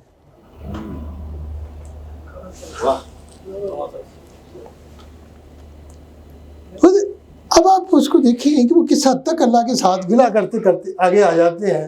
کسی انمانی نازک نناند جو ایاز انجا کے میرے غزنوی افزون کنا درد ایازی را۔ یہ میں نے کبھی کبھی ڈرتے ڈرتے یہ کہا ہے کہ فارسی کی جو شاعری ہے نا، اس میں یہ شاعری بھی ہے۔ علامہ نے خود لکھا ہے نا، اس پہ ہمیں مشرق کے دیباچے میں کہتے ہیں گھوٹے فارسی شاعری کے زیر اثر کبھی کبھی گے شاعری کی بھی بات کر، غالب بھی کرتے، حافظ بھی کرتے، ایسی مطلب جو ایک روایت ہے، میں اس کو نہیں ڈنائی کر رہا۔ اقبال کہتے ہیں کس ان مانی نازک نہ دانت جز ایاز انجا، کوئی ایاز کے سوا اس نازک معنی کو نہیں سمجھ سکتا۔ کسی کوئی شخص ان مانی نازک اس نازک معنی نہ دانت نہیں جانتا، جز ایاز کے ماسوا یہاں پر اس بات کو اگر کوئی جانتا ہے تو ایاز ہی جانتا ہے کہ میرے غزنوی افزون کند درد ایازی را، کہ غزنوی کی محبت جو ہے ایاز کے درد کو اور بڑھا دیتی۔ It becomes painful for him۔ حضرت اقبال کہتے ہیں منا علم و فراست باپر کاہی نمی گیرم کیالتی کو سفر بھی گانے سازد مرد غازی را۔ یہ شعر میں نے تقریباً ہر خطبے میں استعمال کیا ہے، ہر ایک میں نہیں، لیکن میرا بڑا پاپولر شعر ہے۔ من ان علم و فراست باپر کاہی نمی گیرم، میں اس علم اور فراست کی ویلیو جو ہے ایک گھاس کا پتا بھی نہیں لگاتا۔ ایسا علم و فراست میں گھاس کے پتے کی قیمت میں بھی نہیں خرید سکتا کہ از تیغ و سپر بھی گانے سازد مرد غازی را، جو علم مرد غازی کو اس کی تلوار اور اس کی ڈھال سے بیگانہ کر دے۔ That knowledge is totally valueless for me۔ اس کی قیمت گھاس کا پتا بھی نہیں کہ ہو مرد غازی، ستے کو سپر پھینک دے،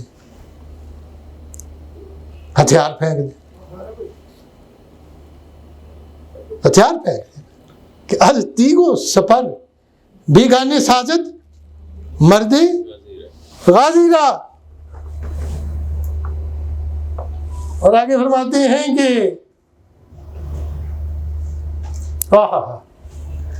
اگلا جو شعر ہے وہ پھر مولانا نظیری سے لے آئے ہیں۔ بہر نرخی کے میگی رند کالا یہ وفا خوبس، پس از مدت گزر افتاد برما کاروانی را۔ حضرت مولانا نظیری کہتے ہیں بڑی مدت کے بعد سامان لے کے کاروان ہمارے آگے آ کے اس نے کیمپ لگا دیا ہے، اور یہ وفا کے مال کو جس بھی قیمت پہ خریدتے ہیں اس کو بیچ دو، وہی ویلیویبل ہے۔ محبت کا کاروان آ گیا ہے۔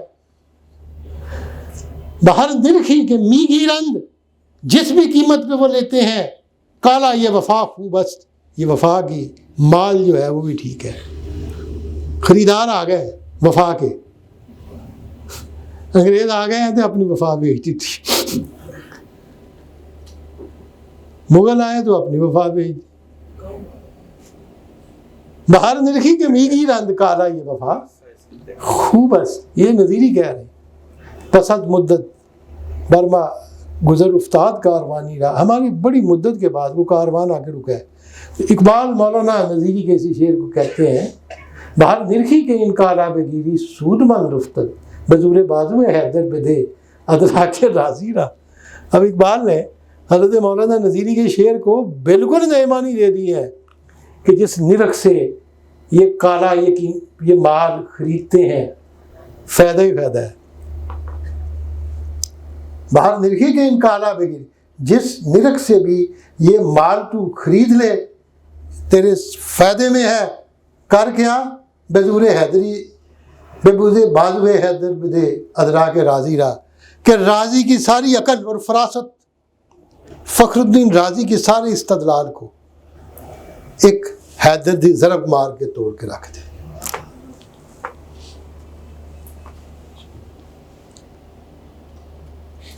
کہ جس قیمت تے بھی تنوں لب دی ضرب حیدری رہنا ہے. یہ عشق کبھی شاہ شہن و شیرواں عشق،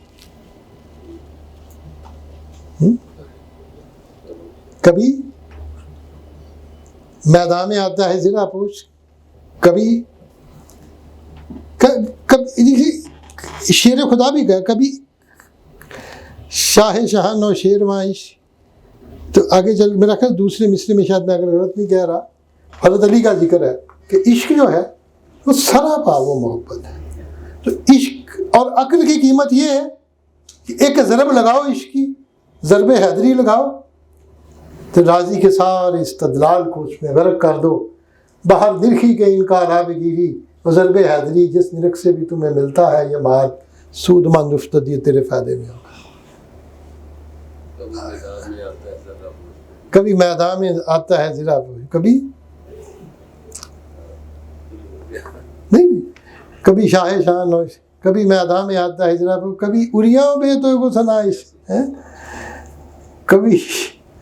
اور عشق جو ہے مولا علی حیدر کرار وہ کہتے ہیں یہ ضرب جو ہے حیدر کرار کی، یہ تمہیں کسی قیمت میں مل جائے، لو عقل کو اس پہ قربان کر، زیادہ استدلال نہ کرو.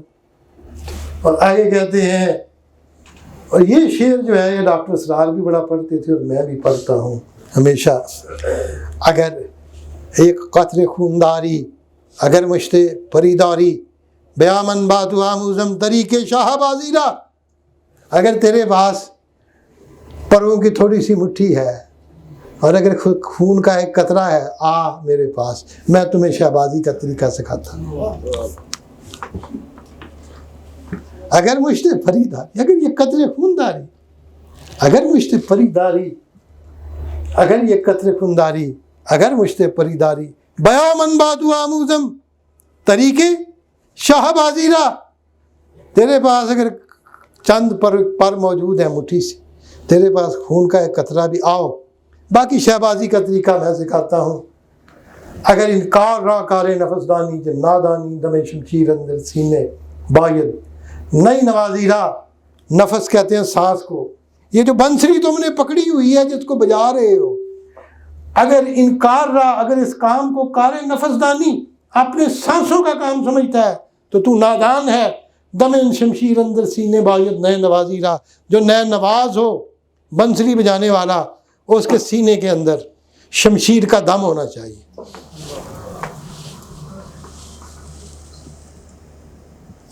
اور یہ اگر آپ اس کو دیکھیں تو یہ اس نے کہاں سے لیا؟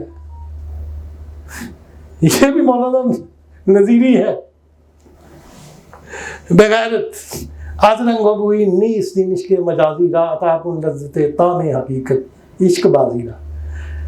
بغیر از رنگ و بوئی نیست دین عشق مجازی را، کہ عشق مجازی جو ہے اس میں رنگ و بو کے علاوہ کچھ بھی نہیں ہے. عطا کن لذت طعم حقیقت عشق بازی را، حقیقت کے چکھنے کی، تومے کی، یعنی ایک جسے کہتے ہیں تومہ کہتے ہیں لقمے کی، حقیقت کے لقمے کی لذت عشق بازی کو عطا کر دے. عزیزاً را فداؤ کردم سر و سامان ہباؤ کردم، نئے ارزم گوشہ چشمی بے نازم بھی نیازی را. میں نے اپنے عزیزوں کو قربان کر دیا ہے، میں نے سر و سامان کو گفٹ کر دیا ہے. نئے ارزم گوشہ چشمی بے نازم بھی نیازی را، یہ گوشہ چشمی جو ہے یہ میرے کسی کام کا نہیں ہے. بے نازم، اور میں بے نیازی پہ ناز کر رہا. یہ کہنے والا کون ہے؟ مولانا نظیری. عبارت مولانا فرماتے ہیں، غرض ایک رہنمائیت رویہ صدر درونایت نظیری چارے چون سازت فریب ترک تازیرہ.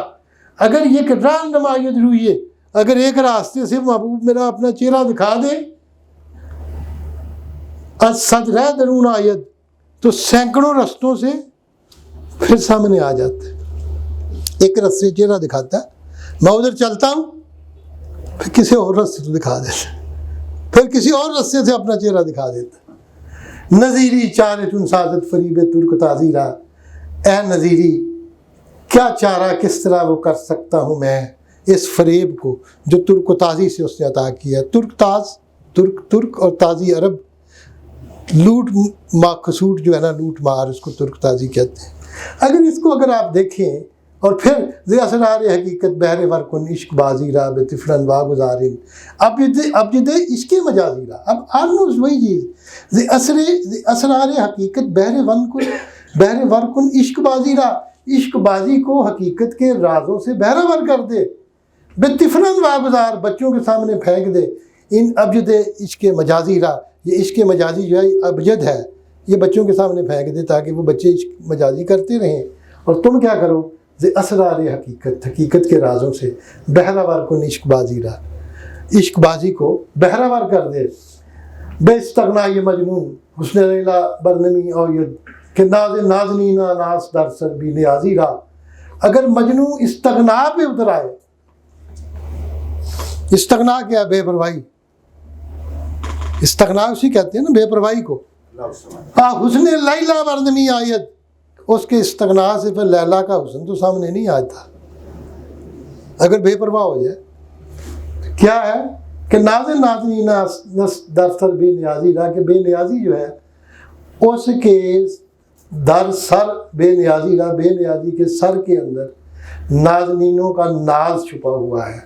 اور اس کو اگر آپ دیکھیں تو پھر نیابی در جہاں یاری کے دانت دل نوازی رہا، بے خود گم شو نگاہ دار آبرو ہوئے عشق بازی رہا۔ یہ اگر آپ دیکھیں، اب میں تھوڑا سا آج آپ کو پڑھانا بھی چاہتا ہوں اور میرے پاس ٹائم بھی ہے تھوڑا سا، اگر آپ لیٹ آئے ہیں تھوڑا سا چلتے ہیں آگے، ٹھیک؟ اور آج مزہ آ رہا ہے۔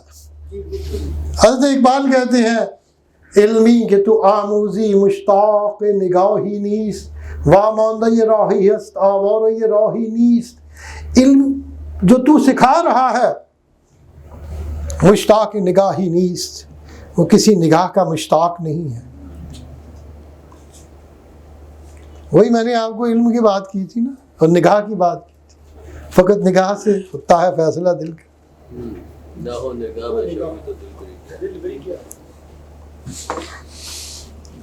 کہتے ہیں کہ علمی کے تو آموزی مشتاق نگاہی نیست، وہ کسی نگاہ کی متلاشی نہیں ہے۔ یہ علم جو تو سکھا رہا ہے it doesn't want some نگاہ، اور واماندہ یہ راہی ہست، یہ رستے میں تھک کے گر پڑا ہے، آوارہ راہی نیست، اس لیے رستے پہ چلنے والا نہیں رہا۔ عقل ہے محو تماشائی لبے، رک گیا ہے علم، آوارہ راہ نہیں رہا، واماندہ جو تھا کھل کے وہ تھک گیا ہے۔ فرماتے ہیں آدم کے ضمیر وہ نقش دو جہان ریزد، با لذت آئی ہست بی لذت آہی نیست، علمی کہ تو آموزی مشتاق نگاہی، واماندہ یہ راہی ہست آوارہ یہ راہی نیست، آدم کے ضمیر وہ نقش دو جہان ریزد، با لذت آئی ہست بی لذت آہی نیست، وہ آدم جس کا ضمیر دو جہانوں کے نقش بند ہے، دو جہانوں کے نقشے بناتا ہے، میپ بنا دیتا ہے، پلاننگ کر دیتا ہے، با لذت آئی ہست، آدم اگر زندہ ہے تو آہ کی لذت سے ہے، بی لذت آہی نیست، اور اگر آہ کی لذت نہ ہو تو آدم ہی نہیں ہے۔ ہر چند کے عشق او آوارہ راہی کرد، داغی کے جگر سوزد در سینہ یہ ماہی نیست، ہر چند کے عشق او آوارہ راہی کرد، ہر چند کے عشق نے اس کو راستے کا آوارہ بنا دیا ہے۔ یہ چاند جو ہے نا، ماہی کو کہا ہے، یہ اپنے راستے پہ آوارہ پھر رہا ہے۔ عشق کش سکل، زمین کا جو کشش ہے اس کو کھینچ کے چلا رہی ہے، ہر چند کے عشق وہ آوارہ راہی کر، راستے کا آوارہ کر کے چاند کو چلا دیا ہے، داغی کے جگر سوزد در سینہ یہ ماہی نیست، وہ داغ جو جگر کو جلا دے وہ چاند کے سینے میں بھی نہیں ہے. چاند جو ہے اس کے اوپر داغ ہے نا، لیکن اقبال کہتے ہیں یہ وہ داغ نہیں ہے جو انسانوں کے جگر کو جلا کے رکھ. من چشم نبردار مزروی نگارینش ان مست تغافل را توفیق نگاہی نیست. نگار کہتے ہیں محبوب کو. نقش و نگار بھی آپ نے دیکھے، نقش و نگار، نگارین جس میں نقش و نگار ہوں. اور یہاں بھی انہوں نے کہا رویے نگارینش، اس کا وہ چہرہ جس کے اوپر نقش و نگار ہے. خوبصورتی دو طرح کی ہوتی ہے.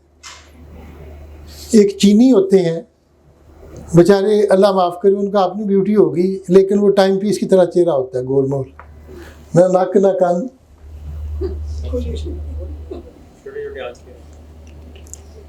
لیکن ان کی اپنی بھی خوبصورتی ہوگی. لیکن نقش و نگار، کوئی تل ہو بخال ہندوش بخشم سمرکند و بخارا، کوئی چہرے کا کوئی لب ہو، لب و رخسار. کہا نا کہ نہ محتسب کی نہ حور جناں کی بات کرو، میں کہن کی نگار جواں کی بات کرو. کسی کی تابش رخسار کا کہو قصہ، کسی کے گھس ہوئے امبر فشاں کی بات کرو، امبر فشاں کی بات کرو. اور اقبال کہتا ہے میں یہ دیری نہ نگار جوان چیزی نیست، پیچھے صاحب نظران حور جنان چیزی نیست. کہ پرانی شراب اور جوان محبوب کوئی چیز نہیں، اور صاحب نظر جو ہیں ان کے سامنے تو جنت کی حوروں کی بھی کوئی ویلیو نہیں. یہ اقبال کہتے. لیکن آج اقبال کیا کہتے ہیں کہ من چشم نہ بردارم، میں اپنی آنکھیں نہیں اٹھا رہا. من چشم نہ بردارم، میں اپنی آنکھیں اوپر نہیں اٹھا رہا. از روی نگارینش، اس کے نقش و نگار سے بھرے ہوئے چہرے سے. میرے محبوب کا چہرہ اتنا نقش و نگاروں سے بھرا ہوا ہے کہ میری نظر ادھر بالکل لگی ہوئی ہے اور میں اٹھا ہی نہیں سکتا. اسٹیٹ کر رہا ہوں اور ان مست تغافل رہا، کیونکہ میرا محبوب تغافل میں مست ہے. تغافل کیا ہے؟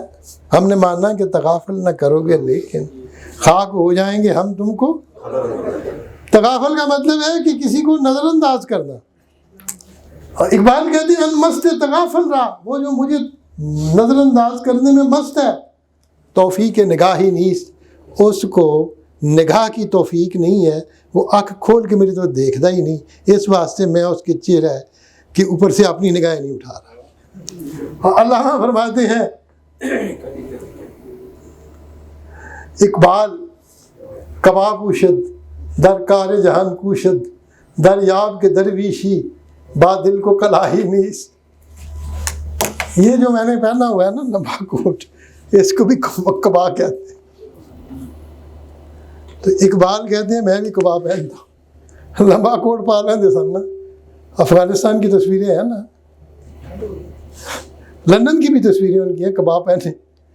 تو اقبال کبا پہنتا ہے، درکار جہان کوشد، اور دنیا کے کام میں بھی کوشش کرتا ہے، وکالت بھی کرتا ہے، روٹی کما کے لے آتا ہے. ٹھیک، اقبال کبا کوشد در کار جہان کوشد، لیکن دریاب اس چیز کو دریافت کر لے، پکا اس کا پتہ لے لے کہ درویشی با دل کو کلاہی نیست، کہ درویشی کا تعلق نہ دلک کے ساتھ ہے نہ ٹوپی کے ساتھ ہے، نہ فقیرہ علی گجڑی پان نہ درویش ہوتا ہے، تو نہ ہی اس طرح کی ٹوپی پہننے سے اسٹیٹس. تو اقبال اگرچہ ابا پالے ہی ہے، کبا کام دنیا کا کام بھی کر، لیکن ہے تو وہ درویش. اس واسطے اس کو مجبور نہ کرو کہ وہ دل کو ابا پہن کے، دل کو ٹوپیاں پہن کے فقیروں والی جو ہے نا.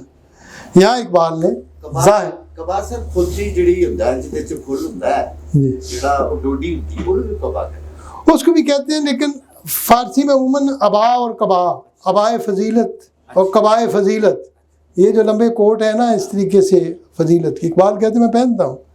دنیا کا کام بھی کرتا لیکن پھر بھی درویش ہوں، کیونکہ مجھے اتنا پتہ ہے نہ گجڑی پہنے سے درویشی آتی ہے۔ چو خورشید زہر پیدا نگاہی می توان کردن، همین خاک سیاه را جلوگاهی می توان کردن۔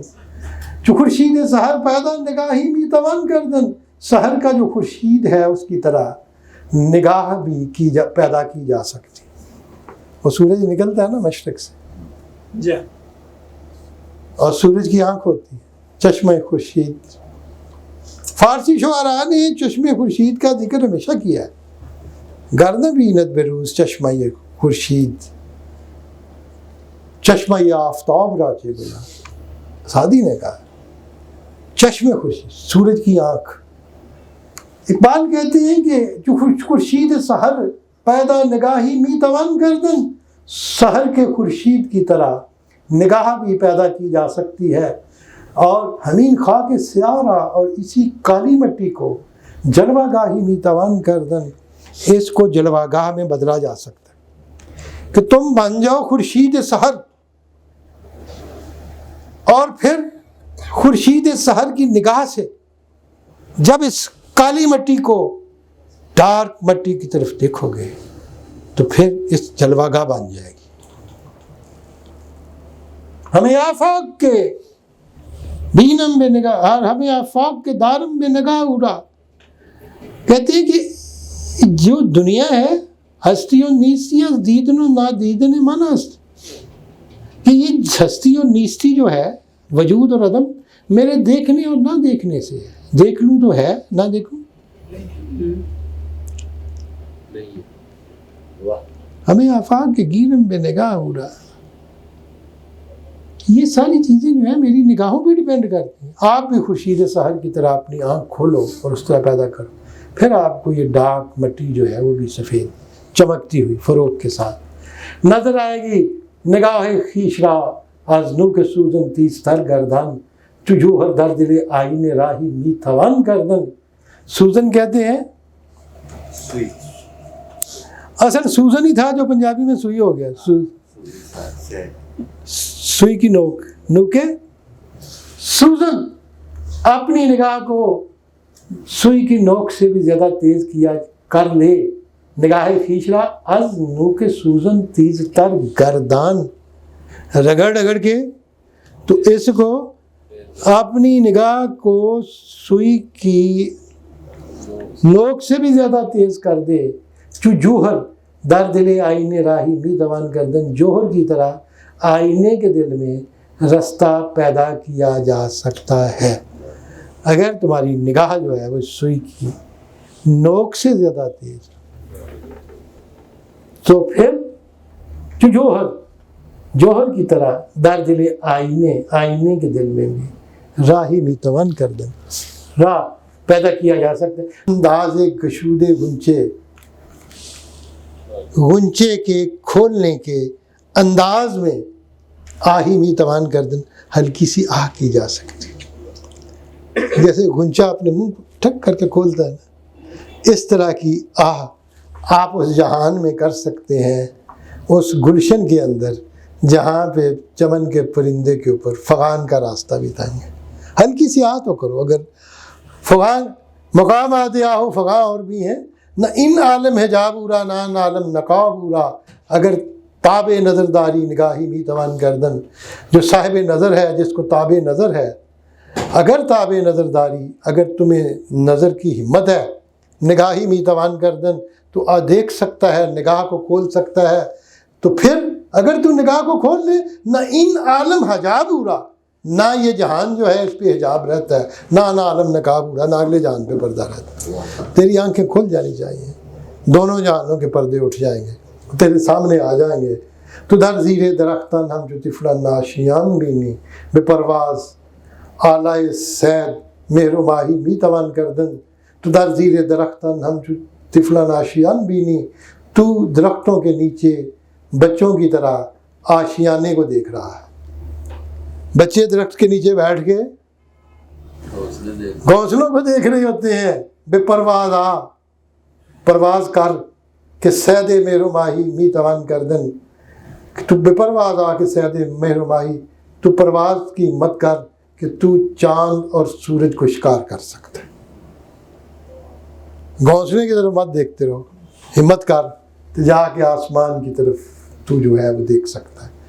آج میں نے جتنی بھی کوشش کی ہے، 4-5 غزلیں تو میں آج کھینچ گیا. آہستہ آہستہ جو میں کچھ مشکل پسندی کی طرف آتا ہوں، آپ کے دماغ میں ٹوینکل ٹوینکل کرنے کی کوشش کی ہے آج تھوڑا سا، کیونکہ جب تک اس کے سارے بیک گراؤنڈ کو نہ سمجھے اقبال کے، how can we move forward. Thank you very much G.